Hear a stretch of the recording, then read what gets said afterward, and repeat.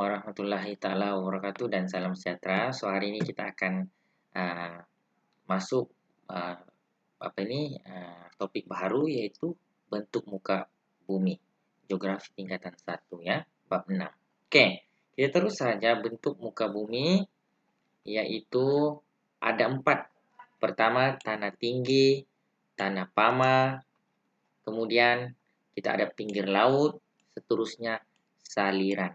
Oke, kita akan pergi satu-satu. Tanah tinggi. Maksud tanah tinggi ini adalah kawasan ketinggian melebihi 180 meter dari aras laut, merangkumi banjaran gunung dan dataran tinggi.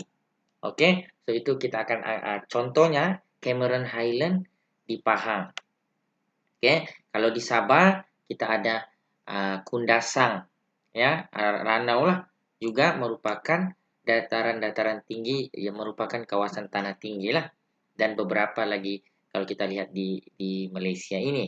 Oke, banjaran gunung di Malaysia terjadi akibat daripada proses lipatan. Ini kita sudah belajar dalam bab 5. Siapa yang masih tak paham boleh lihat bab 5 dalam channel saya lah, ya. Oke, banjaran Titiwangsa tinggi di kawasan utara dan semakin rendah ke selatan semenanjung Malaysia.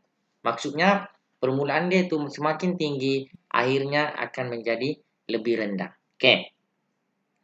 So, kebanyakan banjaran terbentuk di bagian tengah semenanjung Malaysia, pedalaman Sarawak dan di barat, serta tengah di negeri Sabah. Oke, apa yang menarik untuk kawasan tanah tinggi ini, pelajar, adalah suhunya yang agak rendah. Maksudnya apabila suhu rendah, maka kawasan itu mempunyai iklim yang sejuk lah. Oke, sebagai contoh, purata suhu di Cameron Highland ialah 19 derajat Celcius berbanding dengan bandar-bandar besar seperti Kuala Lumpur 20 derajat Celcius. Oke, itu untuk tanah tinggi lah. Kalau tanah pama, maksud tanah pama pula kelas ialah kawasan rendah dan ketinggian tidak melebihi 180 meter. Berbeza dengan tanah tinggi yang tadi. Oke, daripada aras laut. Oke, kebanyakan tanah pama nih di Malaysia terdapat di lembangan sungai, dataran, dan dataran pantai. Kelas. Biasanya tanah pama nih, kalau kamu nampak di buku teks nih, dia bagi gambar nih, sesuai untuk aktiviti pertanian. Kan, pertempatan, aktiviti-aktiviti yang memerlukan kawasan yang luas. Itulah kegunaan tanah pama. Ya, oke. Seterusnya, kita ada pinggir laut. Di Malaysia penuh dengan pinggir laut. Seperti, yaitu pinggir laut nih, kita boleh anggap bentuk muka bumi seperti kita ada pulau, teluk, tanjung, lagun, semua itu.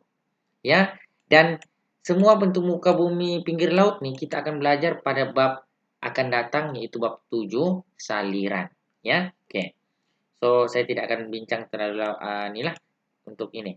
Cuma apa yang cikgu nak bagi tahu adalah kawasan pinggir laut ini, apa yang di Malaysia ini sangat-sangat penting untuk aktiviti merangsang ekonomi dari segi pelancongan, rekreasi, air, dan sebagainya. Oke, kemudian kita ada saliran. Oke, saliran kalau kamu nampak dalam gambar ilustrasi yang diberikan di buku teks ini adalah pemandangan daripada Tasik Kenyir dari udara. Oke, saliran penting merujuk kepada 2. Yang pertama, sungai dan tasik. Sungai dan tasik yang ada di Malaysia. Malaysia ini kaya dengan sumber alam, terutama sungai dan tasik. Banyak ya. Contoh-contohnya sebagai mungkin Sungai Kinabatangan di Sabah. Ya, kita ada Tasik Kenyir dan sebagainya. Oke. Itu untuk itu ada 4 bentuk muka bumi.